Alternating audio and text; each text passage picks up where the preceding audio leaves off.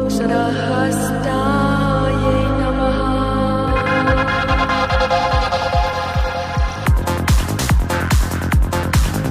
ॐ वरारोहाय नमः।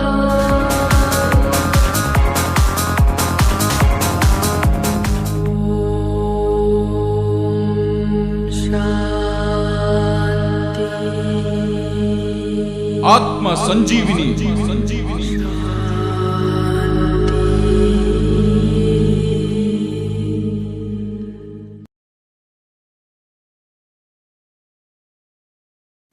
ನಮಸ್ಕಾರ ವೀಕ್ಷಕರೇ, ಆತ್ಮ ಸಂಜೀವಿನಿಯ ವಿಭಿನ್ನ ಸಂಚಿಕೆ ಈಗ ನಿಮ್ಮ ಮುಂದೆ. ವೀಕ್ಷಕರೇ, ನಾವು ಜೀವನದ ಬಗ್ಗೆ ನೂರಾರು ಕನಸುಗಳನ್ನ ಕಾಣ್ತೀವಿ, ಆದರೆ ನನಸಾಗೋದು ಕೆಲವು ಮಾತ್ರ. ಅದ್ರ ಜೊತೆಗೆ ಬದುಕಿನಲ್ಲಿ ಏನೇನೋ ಕಷ್ಟಗಳು ಬರುತ್ತೆ. ಇವುಗಳನ್ನ ಪರಿಹಾರ ಮಾಡ್ಕೊಳ್ತಾ ಇದ್ರೆ ಜೀವನದಲ್ಲಿ ಸುಖ ನೆಮ್ಮದಿ ಯಾವುದು ಇರೋದಿಲ್ಲ. ಅಂಥ ಸಮಸ್ಯೆಗಳ ಪರಿಹಾರಕ್ಕಾಗಿಯೇ ಇರುವಂಥ ವಿಶೇಷ ವೇದಿಕೆ ಅಂತ ಹೇಳಿದ್ರೆ ನಮ್ಮ ಆತ್ಮ ಸಂಜೀವಿನಿ. ಆತ್ಮ ಸಂಜೀವಿನಿ.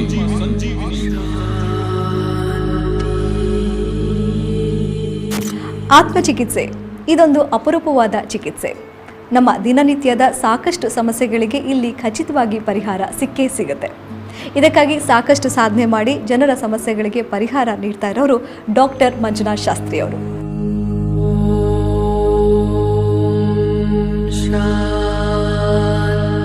ಚಿಕಿತ್ಸೆಗೆ ಯಾರೇ ಬರಲಿ ಅವ್ರಿಗೆ ಮೊದಲು ಆತ್ಮಚಿಕಿತ್ಸೆ ಅಂದರೆ ಏನು, ಅದು ಯಾವ ರೀತಿ ನಡೆಯುತ್ತೆ, ಯಾವ ರೀತಿ ಕೆಲಸ ಮಾಡುತ್ತೆ ಅನ್ನೋ ಮಾಹಿತಿ ನೀಡಿದ ನಂತರನೇ ಆತ್ಮಚಿಕಿತ್ಸೆ ಮುಂದುವರಿಯುತ್ತೆ. ಇದ್ರ ಬಗ್ಗೆ ಯಾರಿಗಾದ್ರೂ ಏನಾದರೂ ಅನುಮಾನ ಇದ್ದರೆ ಖಂಡಿತವಾಗ್ಲೂ ಅದನ್ನು ಪರಿಹಾರ ಮಾಡ್ಕೋಬಹುದು. ಡಾಕ್ಟರ್ ಮಂಜುನಾಥ್ ಶಾಸ್ತ್ರಿ ಅವರು ಈ ಕಾರ್ಯಕ್ರಮದ ಮೂಲಕ ನಿಮಗೆ ಉತ್ತರವನ್ನು ಕೊಡ್ತಾರೆ. ಈಗ ಎಂದಿನಂತೆ ಡಾಕ್ಟರ್ ಮಂಜುನಾಥ್ ಶಾಸ್ತ್ರಿ ಅವರು ನಮ್ಮ ಜೊತೆ ಇದ್ದಾರೆ. ಡಾಕ್ಟರ್ ನಮಸ್ಕಾರ. ನಮಸ್ಕಾರ ಡಾಕ್ಟರ್, ಈಗ ಈ ಆತ್ಮಚಿಕಿತ್ಸೆ ಬಗ್ಗೆ ಸಾಕಷ್ಟು ಜನ ಅವರ ಕುತೂಹಲದ ಪ್ರಶ್ನೆಯನ್ನು ಕೇಳ್ತಾ ಇದ್ದಾರೆ. ತುಂಬ ಜನ ಇದನ್ನ ಕೇಳಿದ್ದಾರೆ, ಫೋನ್ ಮಾಡಿ ಕೂಡ ಇದ್ರ ಬಗ್ಗೆ ಮಾತಾಡ್ತಾ ಇದ್ರು. ಈಗ ಆತ್ಮಚಿಕಿತ್ಸೆ ಕೆಲವ್ರಿಗೆ ಹೊಸ್ತು, ಇದು ಅದ್ರ ಬಗ್ಗೆ ಜಾಸ್ತಿ ಗೊತ್ತಿರೋದಿಲ್ಲ. ಆ್ಯಂಡ್ ಇನ್ನೂ ಕೆಲವರು ಕೇಳ್ತಾ ಇದ್ರು, ಹೆಂಗೆ ಇದು ಆತ್ಮಚಿಕಿತ್ಸೆಯಲ್ಲಿ ಕೆಲವೇ ನಿಮಿಷದಲ್ಲಿ ಪರಿಹಾರ ಸಿಕ್ಬಿಡುತ್ತೆ, ಅಷ್ಟು ಬೇಗ ಟ್ರೀಟ್ಮೆಂಟ್ ಹೇಗೆ ಮುಗ್ದು ಹೋಗುತ್ತೆ, ಇದು ಎಷ್ಟು ಎಫೆಕ್ಟಿವ್ ಆಗಿರುತ್ತೆ ಅನ್ನೋದು ಅವ್ರ ಪ್ರಶ್ನೆ. ಸೊ ಎಲ್ಲ ಪ್ರಶ್ನೆಗಳಿಗೆ ನಿಮ್ಮಲ್ಲಿ ಉತ್ತರ. ಈಗ ಒಬ್ಬ ವ್ಯಕ್ತಿ ನಮ್ಮಲ್ಲಿ ಟ್ರೀಟ್ಮೆಂಟಿಗೆ ಅಂತ ಬಂದಾಗ ಅವರ ಫ್ಯೂ ಮಿನಿಟ್ಸಲ್ಲೆಲ್ಲ ಮುಗಿದು ಹೋಗ್ಬಿಡುತ್ತೆ. ಅವಾಗ ಅವ್ರಿಗೆ ಅನ್ಸುತ್ತೆ ಅದು ಹೆಂಗೆ ಆಯ್ತಾ ಹೋಯ್ತಾ ಆತ್ಮ ಹೋಯ್ತಾ ಮುಗಿದೋಯ್ತಾ ಅಂತ ಕೇಳ್ತಾರೆ. ಇದಿಷ್ಟು ಬೇಗ ಹೋಗ್ಬಿಡುತ್ತಾ ಅಂತ ಕೇಳ್ತಾರೆ. ಯಾಕಂದರೆ ಅವ್ರಿಗೆ ಆ ವಿದ್ಯೆ ಬಗ್ಗೆ ಅರಿವಿರಲ್ಲ ಅಷ್ಟೇನು. ಸೊ ನಾವಿಲ್ಲೇನು ಮಾಡ್ತೀವಿ, ಆ ವ್ಯಕ್ತಿಯ ಆತ್ಮವನ್ನು ವರ್ಗಾವಣೆ ಮಾಡಿಕೊಂಡು ಆಮೇಲೆ ಇನ್ನೊಂದು ಪ್ರಶ್ನೆ ಕೇಳ್ತಾರೆ, ಅಲ್ಲಿಗೆ ನನ್ನ ಆತ್ಮ ಆ ದೇಹಕ್ಕೆ ಹೋದ ತಕ್ಷಣ ನಾನು ಹೇಗೆ ಬದುಕಿರೋಕ್ಕೆ ಸಾಧ್ಯ, ಅಲ್ಲಿಗೆ ನನಗೆ ಕೇಳಿಸ್ಕೊತೀನಿ ಅವ್ರು ಹೇಳೋದು ಅಂತ ಪ್ರಶ್ನೆಯನ್ನು ಕೇಳ್ತಾರೆ.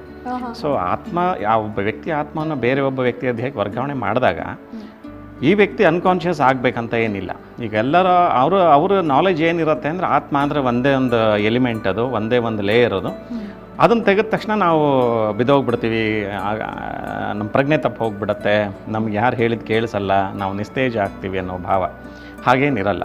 ಆತ್ಮಕ್ಕೆ 32 ಲೇಯರ್ ಇರುತ್ತೆ. ವ್ಯಕ್ತಿ ಬದುಕಿದಾಗ ನಮ್ಮ ಪಂಚಭೂತ ಶರೀರ ಜೊತೆಯಲ್ಲಿರೋವಾಗ ಅದಕ್ಕೆ 32 ಲೇಯರ್ ಇರುತ್ತೆ. ನಾವು ತೊಗೊಳ್ಳೋದು ಒಂದೇ ಒಂದು ಲೇಯರ್ ತೊಗೊಂಡು ಬೇರೆ ಒಬ್ಬ ವ್ಯಕ್ತಿಯ ದೇಹಕ್ಕೆ ವರ್ಗಾವಣೆ ಮಾಡೋದ್ರ ಮೂಲಕ ಅವರ ನೋವು, ಅವರ ಸಮಸ್ಯೆ, ಅವ್ರ ಜೀವನದಲ್ಲಿ ಆಗಿರ್ತಕ್ಕಂಥ ಈ ಆತ್ಮ ಮಾಟ ಜನ್ಮಾಂತರಗಳಿಂದ ಏನೇನು ಬಂದಿದೆ ಅದನ್ನೆಲ್ಲ ತಿಳಿಯೋದಕ್ಕೆ ಒಂದು ಸಾಧನ ಇದು. ಅದನ್ನು ನಾನು ಮಾಡ್ತೀನಿ. ಸೊ ಅದನ್ನು ಅವ್ರ ಬಗ್ಗೆ ಎಲ್ಲ ವಿಚಾರವನ್ನು ಹೇಳಿ, ಅವ್ರ ನೋವುಗಳನ್ನೆಲ್ಲ ಹೇಳಿ ಹೀಗೀಗೆ ಅಂತ ಹೇಳಿದಾಗ ಅವ್ರಿಗೂ ಖುಷಿ ಆಗುತ್ತೆ. ಅವ್ರು ಒಪ್ಕೊಂಡ ನಂತರ ಆ ಆತ್ಮವನ್ನು ರಿಲೀಸ್ ಮಾಡ್ತೀವಿ. ಬಟ್ ಇಲ್ಲಿ ಒಂದು ಸೀಕ್ರೆಟ್ ಏನಪ್ಪ ಅಂದರೆ, ನಿಮ್ಮ ಮುಂದೆ ಮಾಡಿರ್ತಕ್ಕಂಥದ್ದೇ ಅಲ್ಟಿಮೇಟ್ ಅಲ್ಲ, ಅದೇ ಸಂಪೂರ್ಣ ಅಲ್ಲ. ಅಲ್ಲಿ ಒಂದು 10 ಭಾಗ ಅಷ್ಟೇ ಅದು ಕೆಲಸ ನಡೆದಿರುತ್ತೆ. ಇನ್ನು 90 ಭಾಗ ನಮಗೆ ಹಿಂದುಗಡೆನೇ ಕೆಲಸ ಇರುತ್ತೆ. ಅವ್ರ ಫೋಟೋ ಕೂಡ ನಾವು ತೊಗೊಳ್ತೀವಿ. ಯಾವುದೇ ವ್ಯಕ್ತಿ ನಮ್ಮಲ್ಲಿ ಟ್ರೀಟ್ಮೆಂಟಿಗೆ ಅಂತ ಬಂದಾಗ ಪ್ರತಿಯೊಬ್ಬ ವ್ಯಕ್ತಿ ಫೋಟೋ ತೊಗೊಳ್ತೀವಿ.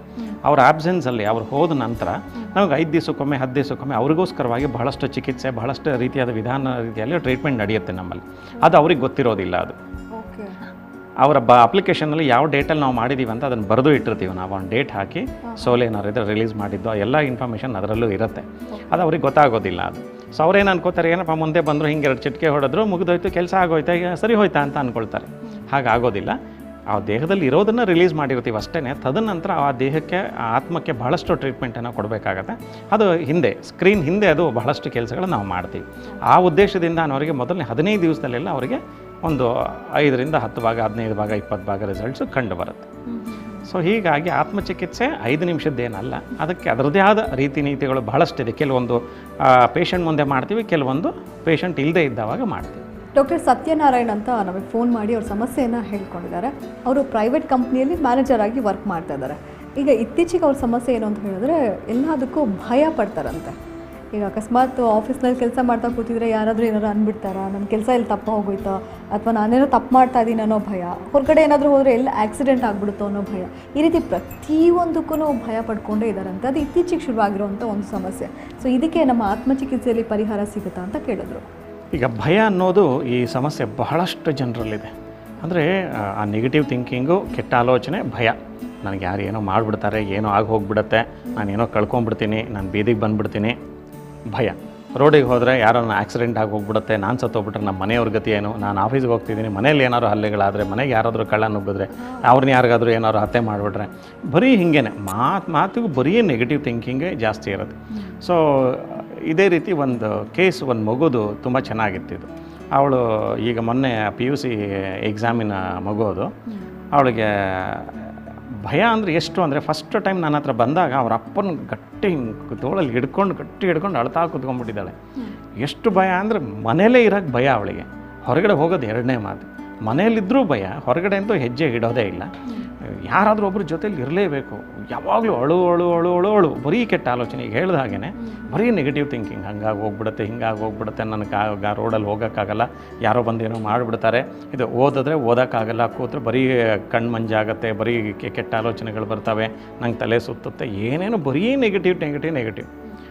ಅವಳಿಗೆ ಏನು ಅಂತ ಈಗ ಇವ್ರು ಹೇಳಿದ ಹಾಗೇ ಅವ್ರಿಗೂ ಕೂಡ ಸೇಮ್ ಸಮಸ್ಯೆನೇ ಇದು, ಬರೀ ನೆಗೆಟಿವ್ ಥಿಂಕಿಂಗ್. ಇದಕ್ಕೆಲ್ಲ ಕಾರಣ ಏನು ನಾರ್ಮಲಿ ಹೆಚ್ಚಾಗಿರುತ್ತೆ ಅಂದರೆ, ಒಬ್ಬ ವ್ಯಕ್ತಿಗೆ ಆಂತರಿಕವಾಗಿ ಭಯ ಹುಟ್ಕೊಳ್ಳೋದು, ಅದಾಗಿ ಭಯ ಬರೋದಿಲ್ಲ. ಏನೋ ಒಂದು ಆ್ಯಕ್ಷನ್ ನಡಿಬೇಕು ಅಂದರೆ ಅದ್ರ ಹಿಂದೆ ಒಂದು ಕ್ರಿಯೆ ಇರಲೇಬೇಕು ಅಲ್ವಾ. ಏನೋ ಒಂದು ಮೂಮೆಂಟ್ ಆಗಬೇಕು ಅಂದರೆ ಅದ್ರ ಹಿಂದೆ ಏನೋ ಒಂದು ಫೋರ್ಸ್ ಇದ್ದೇ ಇರುತ್ತೆ. ಸೊ ಅದೇ ರೀತಿ ಈ ಭಯ ಇಲ್ಲದೇ ಇರತಕ್ಕಂಥವ್ರು, ಚೆನ್ನಾಗಿದ್ದ ವ್ಯಕ್ತಿಗೆ ಆಟೋಮೆಟಿಕ್ಲಿ ಈ ರೀತಿಯಾದ ಒಂದು ಗೊಂದಲ, ಈ ಭಯ, ಈ ಮನಸ್ತಾಪಗಳು, ಬರೀ ನೆಗೆಟಿವ್ ಥಿಂಕಿಂಗು, ಬರೀ ಕತ್ಲೆ ಕೋಣೆಯಲ್ಲಿರೋದು, ಎಲ್ಲವನ್ನೂ ಯಾವುದು ಬೇಡವೇ ಬೇಡ, ನನಗೆ ಜಗತ್ತೇ ಬೇಡ, ಸಾಯೋ ಅಂಥ ಒಂದು ಮನಸ್ಥಿತಿ ಬಂದ್ಬಿಡುತ್ತೆ ಅವ್ರಿಗೆ. ಬರೀ ಸುಸೈಡಿಂಗ್ ಟೆಂಡೆನ್ಸಿ ಇವೆಲ್ಲ ಬರ್ತಿರ್ತವೆ. ಇದಕ್ಕೆಲ್ಲ ಒಂದು ಫೋರ್ಸ್ ಇದ್ದೇ ಇರುತ್ತೆ. ಎಷ್ಟೋ ಜನ ಹೇಳ್ತಾರೆ, ಇಲ್ಲ ನೀನು ಅದನ್ನು ಹಂಗೆ ಅನ್ಕೋತಾ ಇದೆಯಾ, ನೀನು ನೆಗೆಟಿವ್ ಥಿಂಕಿಂಗ್ ಮಾಡೋದು ಬಿಡು, ನೀನು ಹೊರಗಡೆಗೆ ಬಾ, ಎಲ್ಲರ ಜೊತೆಗೆ ಬೇರೆ ಯಾರ ಹತ್ರ ಹೋಗಿ ಮಾತಾಡಿದ್ರೆ ಅವರು, ಒಬ್ಬ ವ್ಯಕ್ತಿ ಮಾತಾಡಿಸ್ತಾನೆ ನನ್ನ ಅಂದ ತಕ್ಷಣ ಅವ್ರಿಗೆ ಎದೆಲ್ಲಿ ಹೊಡ್ಕೊಳಕ್ಕೆ ಶುರು ಆಗಿಬಿಡುತ್ತೆ. ಈಗ ಅವರು ಏನೋ ನನ್ನಲ್ಲಿ ತಪ್ಪು ಹುಡುಕ್ತಾರೆ, ನಾನೇನೋ ತಪ್ಪು ಅಂದ್ಬಿಡ್ತೀನಿ, ನನಗೆ ಅವ್ರು ನನ್ನನ್ನೇನೋ ಕೀಳಾಗಿ ನೋಡ್ತಾರೆ, ಅನ್ನೋ ಭಾವಗಳೇ ಹೆಚ್ಚಾಗಿ ಅವ್ರಿಗೆ ಭಯ ಹೊಡ್ಕೊಳ್ಳೋಕೆ ಶುರು ಆಗುತ್ತೆ. ಅಂಥದ್ರಲ್ಲಿ ನೀವು ಹೊರಗೆ ಹೋಗು, ಹಂಗೆ ಮಾಡು, ಹೀಗೆ ಮಾಡು, ಇಷ್ಟು ಉದ್ದ ಪ್ರವಚನ ಕೊಡ್ತಿರ್ತಾರೆ. ಅವ್ರು ಯಾಕೆ ಹಂಗೆ ಅನುಭವಿಸ್ತಿದ್ದಾರೆ, ಚೆನ್ನಾಗಿದ್ದ ವ್ಯಕ್ತಿ ಯಾಕೆ ಹೀಗೆ ಆದರೂ ಅನ್ನೋದನ್ನು ಯಾರೂ ಹೆಚ್ಚಾಗಿ ತಲೆ ಕೆಡಿಸ್ಕೊಳ್ಳಲ್ಲ. ಬರೀ ಅವ್ರಿಗೆ ಪ್ರವಚನ ಮಾಡ್ತಿರ್ತಾರೆ, ಹಂಗೆ ಮಾಡು, ಹಿಂಗೆ ಮಾಡು ಅಂತ.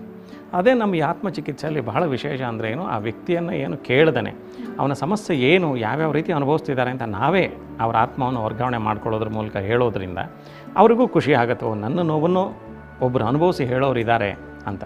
ಸೊ ನಾರ್ಮಲಿ ಈ ರೀತಿಯಾದ ಸಮಸ್ಯೆಗಳಿಗೆ ಮೂಲ ಬಂದು ಆತ್ಮಗಳೇ ಕಾರಣ ಆಗಿರುತ್ತೆ. ಪಕ್ಕ ಆತ್ಮಗಳೇ ಕಾರಣ. 100ರಲ್ಲಿ 80% ಜನಗಳಲ್ಲಿ ಆತ್ಮಗಳಿದ್ದೇ ಇರುತ್ತೆ. ಎಷ್ಟೋ ಜನಗಳಲ್ಲಿ ಈ ರೀತಿಯಾದ ಭಯದ ಸಮಸ್ಯೆ, ನೆಗೆಟಿವ್ ಥಿಂಕಿಂಗ್ ಸಮಸ್ಯೆ ಇದ್ದೇ ಇದೆ. ಅದಕ್ಕೆ ಕಾರಣ ಯಾವುದೋ ಒಂದು ಆತ್ಮ ಆಗಿರುತ್ತೆ. ಹಿಂದಿನ ಜನ್ಮನಾರು ಬಂದಿರಲಿ, ಮಾಡದಿಂದ ಬಂದಿರಲಿ, ಸುಮ್ಮನೆ ಏನಾದರೂ ಬಂದಿರಲಿ. ಆ ಆತ್ಮ ಅವರ ದೇಹದಲ್ಲಿ ನೆಗೆಟಿವನ್ನು ಪ್ರೊವೋಕ್ ಮಾಡುತ್ತೆ, ಹುಟ್ಟು ಹಾಕ್ತಾನೇ ಇರುತ್ತೆ. ಒಂಥರ ಟೇಪು. ನಿಮ್ಗೆ ಯಾರಾದೊಬ್ಬರು ಬೈದರು ಅಂದರೆ ಅವ್ರು ನಿನಗೆ ಬೈದರು ಅನ್ನೋದನ್ನೇ ರಿಪೀಟ್ ಮಾಡ್ತಾನೆ ಇರುತ್ತೆ ಟೇಪ್. ಅವ್ರು ಹಿಂಗೆ ಅಂದ್ರಲ್ಲ ರಿವೆಂಜ್ ಡೆವಲಪ್ಮೆಂಟ್ ಟೈಪಲ್ಲಿ ಒಂದು ಭಯ, ಆ ನೆಗೆಟಿವ್ ಥಿಂಕಿಂಗೇ ಡೆವಲಪ್ ಮಾಡುತ್ತೆ. ಅದು ಮರೀಲಿಕ್ಕೆ ಆಗಲ್ಲ. ಯಾವುದನ್ನು ಮರಿಬೇಕು ಅಂತಾರೋ ಅದು 100 ಟೈಮ್ ಜಾಸ್ತಿ ಮಾಡ್ತಾ ಇರುತ್ತೆ. ಟೇಪ್ ರಿಕಾರ್ಡರ್ ರೊಟೇಟ್ ಆದಂಗೆ ಅದು ಸುಮ್ಮನೆ ರಿಪೀಟ್ ಮಾಡ್ತಾನೆ ಇರುತ್ತೆ. ಹೀಗಾಗಿ ಮರೀಲಿಕ್ಕೂ ಸಾಧ್ಯ ಇಲ್ಲ. ಅದರ ಭಾವ ಹೆಚ್ಚಾಗಿ ಆಗಿ ಅದು ಸಮಸ್ಯೆಗೆ ಟರ್ನ್ ಆಗಿ ಕೊನೆಗೆ ಅವರು ಮೂಲೆ ಗುಂಪಾಗ್ತಾರೆ. ಆ ಆತ್ಮವನ್ನು ಪ್ರೊವೋಕಿಂಗ್ ಮಾಡ್ತಾರೋ ಆತ್ಮವನ್ನು ಅವರಿಂದ ಅದನ್ನು ರಿಲೀಸ್ ಮಾಡಿದ್ದೇ ಆದರೆ ಆ ವ್ಯಕ್ತಿಗೆ ಬಾಡಿನೂ ಹಗುರ ಆಗುತ್ತೆ, ಆ ಒಳಗಡೆ ಪ್ರೊವೋಕಿಂಗು ಕಡಿಮೆ ಆಗುತ್ತೆ. ಸೊ ಮನಸ್ಸು ಸ್ವಲ್ಪ ಶಾಂತವಾಗುತ್ತೆ. So over a period of ಟೈಮಲ್ಲಿ ಒಂದು 3 ಮಂತ್ಸಲ್ಲೆಲ್ಲ ಆ ನೆಗೆಟಿವ್ ಭಾವವನ್ನು ನಾವು ಕಿತ್ತಾಕ್ಬಿಡ್ಬೋದು. ವೀಕ್ಷಕರೇ, ಈಗ ಕಾರ್ಯಕ್ರಮದಲ್ಲಿ ಒಂದು ವಿರಾಮದ ನಂತರ ಆತ್ಮಚಿಕಿತ್ಸೆ ಹೇಗೆ ನಡೆಯುತ್ತೆ, ಅದರಿಂದ ವ್ಯಕ್ತಿಗೆ ಯಾವ ರೀತಿ ಪರಿಹಾರ ಸಿಗುತ್ತೆ ಅಂತ ನೋಡೋಣ. ಆತ್ಮ ಸಂಜೀವಿನಿ.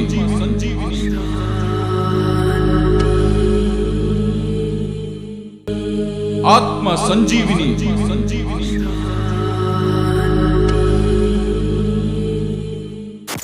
ಆತ್ಮ ಸಂಜೀವಿನಿ ಇಲ್ಲಿ ಬೇರೆ ಕಡೆ ಎಲ್ಲೂ ವಾಸಿಯಾಗದ ಎಷ್ಟೋ ಸಮಸ್ಯೆಗಳಿಗೆ ಸುಲಭವಾಗಿ ಪರಿಹಾರ ಸಿಗುತ್ತೆ. ಹಾಗೆ ಪ್ರತಿಯೊಂದು ಸಮಸ್ಯೆಗೂ ಕೂಡ ಅದರದ್ದೇ ಆದಂಥ ಮೂಲ ಇರುತ್ತೆ. ಆ ಸಮಸ್ಯೆಯ ಮೂಲ ಹೇಗೆ ಗೊತ್ತಾಗುತ್ತೆ, ಅದಕ್ಕೆ ಪರಿಹಾರ ಹೇಗೆ ಸಿಗುತ್ತೆ ಅಂತ ಈಗ ನೋಡೋಣ. ಇವತ್ತು ನಮ್ಮ ಜೊತೆಯಲ್ಲಿ ಪ್ರಭಾಕರ್ ಅವರು ಅಬ್ಬಿಗೆರೆ ಬೆಂಗಳೂರಿನಿಂದ ಬಂದಿದ್ದಾರೆ. ಈಗ ಪ್ರಭಾಕರ್ ಅವ್ರ ಸಮಸ್ಯೆ ಏನು, ಯಾಕೆ, ಅದ್ರ ಹಿಂದೆ ಏನಿದೆ, ಅದರ ಮೂಲ ಏನು ಅನ್ನೋದನ್ನು ತಿಳ್ಕೊಳ್ಳೋದಕ್ಕೆ ಪ್ರಭಾಕರ್ ಅವ್ರ ಬದಲಿಗೆ ಬೇರೆ ಒಬ್ಬ ಅಪರಿಚಿತ ವ್ಯಕ್ತಿಯನ್ನು ಯೋಗ ನಿದ್ರೆಗೆ ಮಲಗಿಸೋದ್ರ ಮೂಲಕ ಹಾಗೂ ಪ್ರಭಾಕರ್ ಅವರ ಆತ್ಮವನ್ನು ದೇಹಕ್ಕೆ ವರ್ಗಾವಣೆ ಮಾಡೋದ್ರ ಮೂಲಕ ಅವರ ಸಮಸ್ಯೆ ಮತ್ತು ಅದರ ಮೂಲವನ್ನು ಈಗ ತಿಳ್ಕೊಳ್ಳೋಣ. ಪ್ರಭಾಕರ್, ನಿಮ್ಮ ಬಗ್ಗೆ ಆಗಲಿ, ನಿಮ್ಮ ಸಮಸ್ಯೆ ಬಗ್ಗೆ ಆಗಲಿ ವ್ಯಕ್ತಿಗೆ ಏನಾದರೂ ಗೊತ್ತೇ? ಗೊತ್ತಿಲ್ಲ.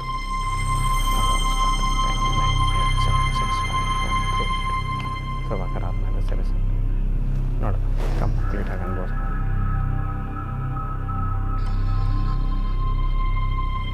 ಒಳ್ಳೆ ದೈಹಿಕ ಸಮಸ್ಯೆನೇ ಒಂದು 40 ಭಾಗ ದೇಹಕ್ಕೆ ರೂಢ್ಕೊಂಡ್ಬಿಟ್ಟಿದೆ ಗುರುಗಳ ಅವ್ರಿಗೆ. ಏನೇ ಒಂದು ಬೆಳಗ್ಗೆ ಎದ್ದರೆ ಸಾಕು ಹೆವಿನೆಸ್ ತುಂಬ ಇರುತ್ತೆ ಗುರುಗಳೇ. ಕೆಲಸ ಕಾರ್ಯ ಏನೂ ಮಾಡೋಕ್ಕಾಗಲ್ಲ ಅವ್ರಿಗೆ. ಅಂದರೆ ದೇಹ ಭಾರ ಅನಿಸುತ್ತೆ, ಉಸಿರಾಟಕ್ಕೆ ತೊಂದರೆ ಆಗುತ್ತೆ, ಬಾಯೆಲ್ಲ ಉಸಿರಾಡಂಗಾಗತ್ತೆ, ಮೂಗೆಲ್ಲ ಬ್ಲಾಕ್ ಆಗಿಬಿಟ್ಟಿರುತ್ತೆ, ತಲೆ ಎಲ್ಲ ಭಾರ ಆಗ್ಬಿಟ್ಟಿರುತ್ತೆ. ಮೊದಲಿರುವಂಥ ಹುಮ್ಮಸ್ಸೇ ಇಲ್ಲ ಇವಾಗ ಅವ್ರಿಗೆ. ಹೌದಾ? ಹೌದು. ಅಂದರೆ ಒಂದಿನ ಹುಷಾರಿದ್ದರೆ 2 ದಿನ ಹುಷಾರಿರಲ್ಲ. ಸ್ವಲ್ಪ ನಾನು ಹುಷಾರಾದೆ, ಇನ್ನು ಕೆಲಸ ಕಾರ್ಯ ಮಾಡ್ಕೊಳ್ಳೋಕೆ ಅನುಕೂಲ ಆಗತ್ತಪ್ಪ ಅಂತ ಅಂದ್ಕೊಳ್ಳೋ ಅಷ್ಟರೊಳಗೆ ಸಮಸ್ಯೆಗಳೆಲ್ಲ ತಿರ್ಗಾ ಜಾಸ್ತಿ ಆಗ್ಬಿಡುತ್ತೆ. ರೆಸ್ಟ್ ತೊಗೊಳ್ಳೇಬೇಕಾಗಿರೋವಂಥ ಸಂದರ್ಭಗಳು ಸಾಕಷ್ಟು ಬಾರಿ ಬಂದ್ಬಿಟ್ಟಿದೆ ಗುರುಗಳೇ. ಹೌದಾ? ಹೌದು ಗುರುಗಳೇ. ಜೊತೆಗೆ ಏನಾಗ್ತಿದೆ, ಎದೆ ಮೇಲೆ ಒತ್ತಡ ಜಾಸ್ತಿ ಆಗ್ತದೆ ಅವ್ರಿಗೆ. ಒಂಥರ ಏನೋ ಒಂದು ಹಿಡ್ದಂಗೆ ಆಗತ್ತೆ, ಏನೋ ಒಂದು ಹೋದಂಗೆ ಆಗತ್ತೆ ಅವ್ರಿಗೆ ಕಾನ್ಸ್ಟೆಂಟಾಗಿ. ಅದು ಕಂಟ್ರೋಲ್ ಮಾಡ್ಕೊಳ್ಳೋಕ್ಕೆ ಆಗ್ತಾ ಇಲ್ಲ ಅವ್ರಿಗೆ. ಹೌದಾ? ಹೌದು ಗುರುಗಳೇ. ಆ ಫೀಲಿಂಗ್ಸ್ ಇದೆ. ಫೀಲಿಂಗ್ಸ್ ಇದೆ. ಓಕೆ. ಸುಮಾರು ಸತಿ ಅದಕ್ಕೆ ಅಂತ ಹಾಸ್ಪಿಟ್ಲಿಗೆಲ್ಲ ಹೋಗಿ ಬಂದುಬಿಟ್ಟಿದ್ದಾರೆ. ಬಟ್ ಹಾಸ್ಪಿಟ್ಲಿಗೆ ಹೋದರೆ ಏನೂ ಇರೋದಿಲ್ಲ. ಹಾಸ್ಪಿಟ್ಲಿಂದ ಬಂದು ಮನೆಗೆ ಬಂದು ಸ್ವಲ್ಪ ಸುಧಾರಿಸ್ಕೊಳ್ಳೋಷ್ರೊಳಗೆ ತಿರ್ಗಾ ಆ ಸಮಸ್ಯೆ ಅವ್ರಿಗೆ ಗೋಚರಿಸತ್ತೆ. ನಿಜವೇ? ನಿಜ ಗುರುಗಳೇ. ಓಕೆ. ಅದನ್ನು ಹೇಳಿದ್ರೆ ಜನ ನಂಬ್ತಿಲ್ಲ, ಇವ್ರು ಅನುಭವಿಸೋದು ತಪ್ಪಿಲ್ಲ. ಹೌದು ಗುರುಗಳೇ, ನಿಜಾನೇ. ಜೊತೆಗೆ ಗ್ಯಾಸ್ಟ್ರೈಟಿಸ್ ಸಮಸ್ಯೆ ಜಾಸ್ತಿ ಆಗ್ಬಿಟ್ಟಿದೆ. ಊಟ ತಿಂಡಿ ಮಾಡಿದ ಮೈಗೆ ಹತ್ತುತ್ತಾ ಇಲ್ಲ ಅವ್ರಿಗೆ, ಜೀರ್ಣಕ್ರಿಯೆ ಕರೆಕ್ಟ್ ವರ್ಕ್ ಆಗ್ತಿಲ್ಲ, ವಿಪರೀತವಾದ ನರದೌರ್ಬಲ್ಯತೆ ಬಂದ್ಬಿಟ್ಟಿದೆ, ಸೆಳೆತ ಜಾಸ್ತಿ ಆಗಿದೆ.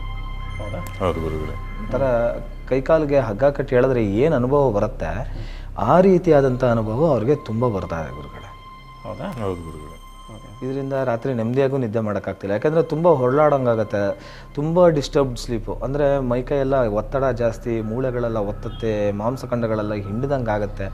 ಈ ಕಡೆಯಿಂದ ಆ ಕಡೆ ಹೊರಳಾಡೋಂಗಾಗತ್ತೆ. ಯಾಕೆಂದರೆ ಬರೀ ಕೆಟ್ಟ ಕನಸುಗಳು, ಕೆಟ್ಟ ಆಲೋಚನೆಗಳು, ನಿದ್ದೆ ಮಾಡೋದಕ್ಕಾಗಲ್ಲ, ಬೇಡದೇ ಇರೋ ವಿಚಾರಗಳು, ಕಳೆದು ಹೋದ ಘಟನೆಗಳು, ಬರೀ ಕೆಟ್ಟ ನೆಗೆಟಿವ್ ಥಾಟ್ ಪ್ರೋಸೆಸ್ಸು ಸಿಕ್ಕಾಪಟ್ಟೆ ಜಾಸ್ತಿ ಇರೋದ್ರಿಂದ ಪೀಸ್ಫುಲ್ಲಾಗಿ ಮಲ್ಕೊಳ್ಳೋಕ್ಕೂ ಆಗ್ತಾಯಿಲ್ಲ ಅವ್ರಿಗೆ. ನಿಜಾನೇ. ನಿದ್ದೆನೂ ಬರ್ತಿಲ್ಲ. ನೆಮ್ಮದಿಯಾಗಿ ನಿದ್ದೆನೇ ಇಲ್ಲ. ಒಂದು ದೇವಸ್ಥಾನಕ್ಕೆ ಹೋಗೋಕ್ಕಾಗಲ್ಲ, ದೇವ್ರ ಧ್ಯಾನ ಮಾಡೋಕ್ಕಾಗೋದಿಲ್ಲ. ಅದು ಅವ್ರಿಗೆ ಮಾನಸಿಕವಾಗಿ ತುಂಬ ವೀಕ್ ಮಾಡ್ತಾ ಇದೆ ಅವ್ರಿಗೆ. ಹೌದಾ? ಹೌದು ಗುರುಗಳೇ. ಇದು ಅವ್ರಿಗೆ ಆಗ್ತಾ ಇರೋವಂಥ ಮುಖ್ಯವಾದಂಥ ಸಮಸ್ಯೆಗಳು. ಇದರಿಂದ ಆಚೆ ಬರಲಿಕ್ಕೆ ಕಷ್ಟ ಆಗ್ತಾ ಇದೆ ಗುರುಗಳೇ ಅವ್ರಿಗೆ. ಹೌದಾ? ಈ ಎಲ್ಲ ಸಮಸ್ಯೆಗಳು ನಿಜಾನ? ನಿಜವಾಗ್ಲೂ. ಓಕೆ. ಇದಕ್ಕೆ ಪರಿಹಾರ ಅಂತ ಏನಾದ್ರು ಮಾಡ್ಕೊಂಡಿದ್ರಾ? ತುಂಬ ಕಡೆ ತೋರಿಸಿದ್ವಿ ಗುರುಗಳೇ. ಎಲ್ಲೋದ್ರೆ 2 ದಿನ 1 ದಿನ, ಆಮೇಲೆ ಇದ್ದಿದ್ದೇ ಹಣೆ ಬರ, ಯಾವುದಕ್ಕೂ ಪರಿಹಾರ ಸಿಕ್ಕಿಲ್ಲ ನಮಗೆ. ಮತ್ತು ಅದೇ ರೀತಿ ಯಥಾ ಪ್ರಕಾರವಾಗಿ ಅನುಭವಿಸ್ತಿದ್ದೀರಾ? ಅನುಭವಿಸ್ತಾ ಇದ್ದೀನಿ ಗುರುಗಳೇ. ಓಕೆ. ಇದ್ರ ಮೂಲ ಏನು ಗುರುಗಳೇ? ಇದಕ್ಕೆ ಇವ್ರಿಗೆ ಮಾಟ ಆಗಿದೆ ಗುರುಗಳೇ. ಮಾಟ ಮತ್ತು ಮದ್ದಾಗಿದೆ ಅವ್ರಿಗೆ. ಮಾಟದ ಆತ್ಮಕ್ಕೆ ಸಮಸ್ಯೆ ಇದೆ ಗುರುಗಳೇ. ಓಕೆ. ಅದು ಆ್ಯಕ್ಚುಲಾಗಿ ಆ ಮಾಟದ ಆತ್ಮ ಒಂದು ತುಂಬ ದೇವ್ರ ಮೇಲೆ ಭಕ್ತಿ ಇರೋವಂಥ ಆತ್ಮ. ಅದಕ್ಕೆ ಅದು ಏನಾಗಿದೆ, ಅದಕ್ಕೆ ಆ ಮಾಟದ ಆತ್ಮಕ್ಕೆ ಬಿಡುಗಡೆನೇ ಇಲ್ದಿರೋಂಗೆ ಆಗ್ಬಿಡ್ತು. ಮನೆಯವರೆಲ್ಲ ಸೇರಿಕೊಂಡು ಕೂಡು ಹಾಕಿ ದೇವ್ರ ಪೂಜೆ ಮಾಡದೇ ಇರೋಂಗೆ ಮಾಡಿ ಈ ರೀತಿಯಾದಂಥ ಸಮಸ್ಯೆಗಳನ್ನೆಲ್ಲ, ತೊಂದರೆಗಳನ್ನೆಲ್ಲ ಆ ದೇಹಕ್ಕೆ ಕೊಟ್ಟಿದ್ದಾರೆ. ಅದೇ ಕೊರಗಲ್ಲಿ ಹೋಗ್ಬಿಟ್ಟಿದೆ ಮಗು, ಆ ದೇಹ. ಆ ಆತ್ಮನ ಇವ್ರಿಗೆ ವರ್ಗಾವಣೆ ಆಗಿದೆ. ಹಾಗಾಗಿ ಅದು ಯಾವಾಗ ಅದಾಗಿದೆ ಅವಾಗಲಿಂದ ಇವ್ರಿಗೆ ಆ ರೀತಿ ತಳಮಳ, ಹಿಂಸೆ, ಒಂಥರ ದೇವ್ರ ನೆನೆಸ್ಕೊಂಡ್ರೆ ಮೈಯೆಲ್ಲ ನಡ್ಕ ಬರೋದು, ಒಂಥರ ಅದ್ರ ಮೇಲೆ ಅವರ್ಷನ್ ಅಂದರೆ ಅದ್ರ ಮೇಲೆ ಒಂಥರ ಜಿಗುಪ್ಸೆ ಬರೋದು, ಈ ರೀತಿಯಾದಂಥ ಸಮಸ್ಯೆಗಳೆಲ್ಲ ಶುರುವಾಗೋಯ್ತು ಗುರುಗಳೇ. ಜೊತೆಗೆ ಮದ್ದು ಬಿದ್ದಾದ ಮೇಲಿಂದ ದೈಹಿಕ ಸಮಸ್ಯೆ, ದೇಹಕ್ಕೆ ಅಂತ ಏನು ಸಮಸ್ಯೆ ಇತ್ತು ಅದೆಲ್ಲ ಜಾಸ್ತಿ ಆಗೋಕ್ಕೆ ಶುರುವಾಯಿತು. 13 ವರ್ಷ ಆಗಿದೆ ಗುರುಗಳೇ ಇವ್ರಿಗೆ ಮಾಟ ಆಗಿ. 9 ವರ್ಷ ಆಗಿದೆ ಮದ್ದು ಬಿದ್ದು ಇವ್ರಿಗೆ. 13 ವರ್ಷದಿಂದ ಈಚೆಗೆ ಸಣ್ಣ ಪ್ರಮಾಣದಲ್ಲಿ ಸಮಸ್ಯೆಗಳೆಲ್ಲ ಶುರುವಾಯಿತು. ಬಟ್ ಏನಂದರೆ ಮಾನಸಿಕವಾಗಿ, ದೈಹಿಕವಾಗಿ ಅವಾಗ ಸದೃಢವಾಗಿದ್ದರಿಂದ ನಿಭಾಯಿಸ್ಕೊಂಡು ಬರ್ತಿದ್ರು. ಈಗ ಒಂದು 8 ವರ್ಷದಿಂದ ಈಚೆಗೆ ಸಮಸ್ಯೆಗಳೆಲ್ಲ ಹಂತವಾಗಿ ಬೆಳೀತಾ ಹೋಗಿದೆ ಗುರುಗಳೇ. ಈಗ ಒಂದು 2 ವರ್ಷದಿಂದ ವಿಪರೀತವಾಗಿ ಹೋಗಿದೆ, ಕಂಟ್ರೋಲ್ಗೂ ಸಿಗ್ತಾ ಇಲ್ಲ ಅವ್ರಿಗೆ. ಹೌದು ಗುರುಗಳೇ, ನಿಜಾನೇ. 2 ವರ್ಷದಿಂದ ವಿಪರೀತ ಆಗಿರೋದು ನಿಜಾನೇ? ನಿಜ. Out of control. Out of control. ಕೆಲಸನೇ ಮಾಡೋಕ್ಕಾಗ್ತಿಲ್ಲ ಈಗ ಅವ್ರಿಗೆ. ಯಾವುದ್ರಲ್ಲಿ ಆಸಕ್ತಿನೇ ಇಲ್ಲ. ಯಾವುದ್ರಲ್ಲಿ ಆಸಕ್ತಿನೇ ಇಲ್ಲ. ಬದುಕ್ತೀನಿ ಅಂತಲೂ ಆಸಕ್ತಿ ಇಲ್ಲ, ಹಂಗಾಗ್ಬಿಟ್ಟೈತೆ. ಇರಲಿ. ಈಗ ನಿಮ್ಮ ಬಗ್ಗೆ ಹೇಳಿದ್ದೆಲ್ಲ ಸಮಾಧಾನ ಇದೆಯಾ? ಸಮಾಧಾನ ಇದೆ ಗುರು. ಕ್ಲಿಯರ್ ಮಾಡಲಾ? ಮಾಡಿ ಗುರುಗಳೇ. ಬರ್ರಿ ಮಾಡಿ ಮದ್ದು ಮೂಲ ಕಂಪ್ಲೀಟಾಗಿ.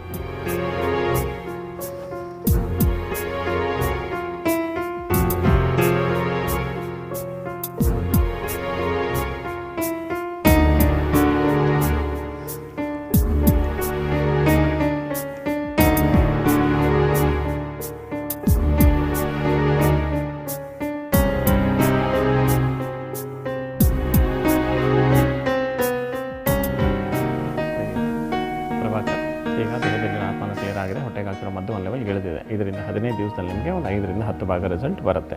ಭಯ ಕಡಿಮೆ ಆಗುತ್ತೆ, ಸ್ವಲ್ಪ ಆಸಕ್ತಿ ಬರುತ್ತೆ, ಸ್ವಲ್ಪ ಆ್ಯಕ್ಟಿವ್ ಆಗ್ತೀರ. ಮಧ್ಯೆ ಒಂಚೂರು ಸಮಸ್ಯೆ ಏರುಪೇರು ಇರುತ್ತೆ, ಗಾಬರಿ ಬೀಳೋದು ಬೇಡ. ಈಗ ಸಮಸ್ಯೆ ಹಳೆಯದಾದ್ದರಿಂದ 3 ತಿಂಗಳು ಪ್ರತಿ 15 ದಿವಸಕ್ಕೆ ಆಫೀಸಿಗೆ ಬಂದು ಈ ಟ್ರೀಟ್ಮೆಂಟನ್ನು ಕಂಟಿನ್ಯೂ ಮಾಡಬೇಕು. ಈಗ ಇದಾದಮೇಲೆ ಹೇಳ್ಕೊಡೋ ಧ್ಯಾನವನ್ನು ಬೆಳಗ್ಗೆ ಮತ್ತು ಸಂಜೆ ನೀವು ಆಸಕ್ತಿ ಕೊಟ್ಟು ಮಾಡಬೇಕು. ಓಕೆ?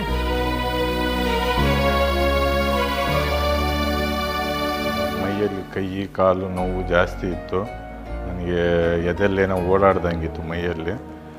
ಗುರುಜಿ ಹತ್ರ ಬಂದು ನಾನು ಟ್ರೀಟ್ಮೆಂಟ್ ತೊಗೊಳಕ್ಕೆ ಶುರು ಮಾಡಿದಾಗಿಂದ ನನ್ನ ಮೈಯಲ್ಲಿ ಒಂದು ಸ್ವಲ್ಪ ಚೆನ್ನಾಗಿ ಕಾಣಿಸ್ತಾ ಇದೆ.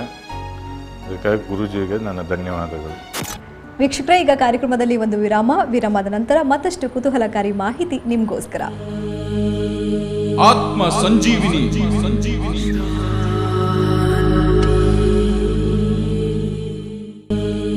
ಆತ್ಮ ಸಂಜೀವಿನಿ.